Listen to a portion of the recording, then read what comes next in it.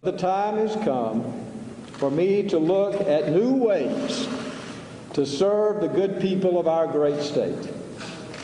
I have decided it is time for me to step down as Alabama's governor.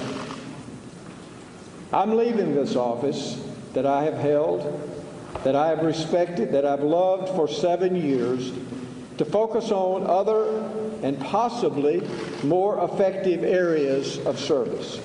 Now, former Alabama Governor Robert Bentley resigning from office today. I don't know what he thinks his more effective areas of service are going to be, but as governor, he had ceased to be effective a long time ago when this sex and ethics scandal first broke in Alabama news. Joining us now is the man who more than anybody broke this story, John Archibald, columnist for the Birmingham News. He is reporting tonight that the resignation of the governor may not be the end of this story. Mr. Archibald, it's really good to have you with us tonight. I'm sure it's been a very busy day for you.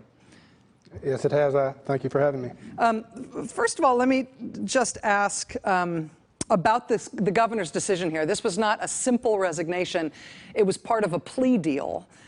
For people who haven't been following the criminal part of this carefully, could you tell us sort of the distance between the charges he was facing and what he actually pled to today while he resigned?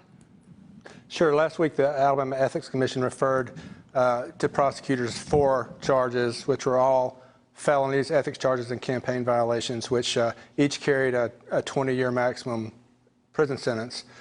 So going from there to 2 misdemeanors, it seems like a long way to fall, but there are other conditions, and that's why he was able to make that deal. And obviously, him resigning as governor, him pledging to never stand for public office again, him repaying some of the funds that he's accused of misusing. There are a lot of, I mean, he's paying a penalty here. Will this be a controversial plea deal in Alabama? Will people want him to have seen jail time? Will the people who made this deal with him have to answer for it? I think initially a lot of people are really upset. Honestly, it's one of the strangest things that this has been one of the most unifying things I've seen in Alabama in a long time, because Republicans, Democrats, just about everybody looks at this and says, this is crazy. He should have resigned long ago. So, I mean, I think there's some anger initially that it's not worse, but when people start to realize that the cost of a trial is going to be avoided and he really has lost everything, I think that people will probably be more forgiving.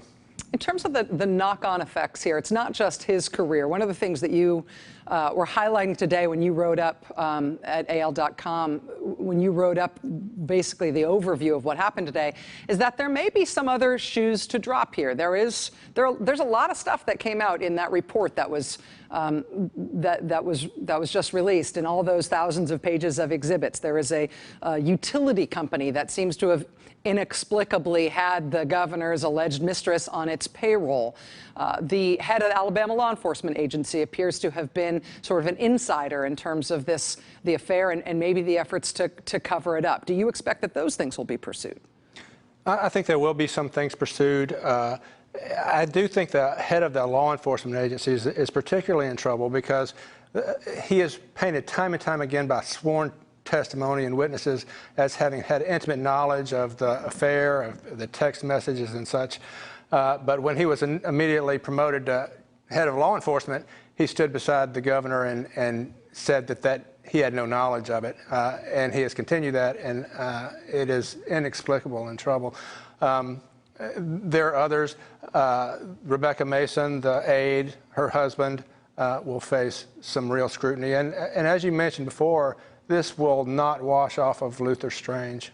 Luther Strange is obviously a law enforcement connection to this. He was the state attorney general when the governor appointed him to take Jeff Sessions' seat in the United States Senate. Why might this be a problem for him?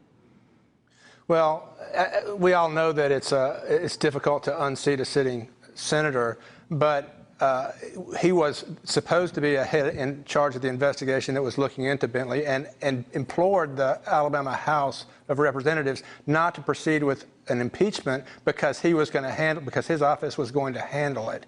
Then he immediately, when Sessions' seat became available, went to the governor and parlayed that into an appointment as senator. And I just think he way underestimated how much Alabama will hold him responsible for that. John Archibald, columnist for the Birmingham News, again, did more than anybody anywhere to break this story that has now resulted in the resignation of the governor. John, I know that this is still an ongoing reporting project for you. Thanks for letting us know. And it's weird to say congratulations on this, but as a feat of reporting and journalism, you deserve a lot of the credit here, sir. Thank you, Rachel. Thanks. Appreciate it. Much more ahead tonight. Stay with us. Hey there, I'm Chris Hayes from MSNBC. Thanks for watching MSNBC on YouTube. If you want to keep up to date with the videos we're putting out, you can click subscribe just below me or click over on this list to see lots of other great videos.